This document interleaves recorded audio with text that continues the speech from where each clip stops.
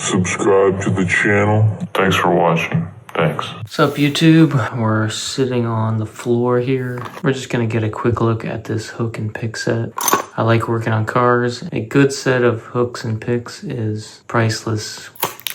There's one specific reason why I picked this set, and it's because the handles are slim. They're very thin. The picks are steel, the handles are aluminum. I have a pouch organizer. I'm gonna put these in. I'll cut to that clip soon here. These aren't the typical handles that you're gonna find now where they have like a bulb. They're like a bulb shape at the end. They're like a pear shape. And although that is nice to grip and stuff, it does make them hard to put into like roll-up pouches, folding nylon organizing pouches. You get a straight pick, a hook, you get a 90-degree right angle, and then you get this O-ring pick is what they're calling it. It's a 45, but then it has another 45 on it. These aren't that expensive. I think they're like $7 or something. So check out the links down below.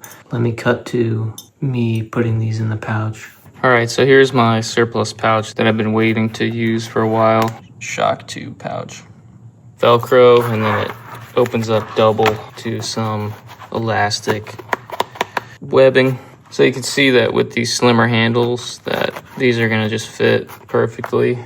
Here are my other picks. The handles aren't that big, and I may end up, keeping them in this pouch also, but it does add quite a bit of thickness to the pouch. So let me get these put in here. Pretty happy with that. They're small enough to where I can get 2-in-1 webbing, which is pretty nice. But just wanted to show you the pouch, these picks. Yeah, all you need is picks. Thanks for watching. Subscribe to the channel.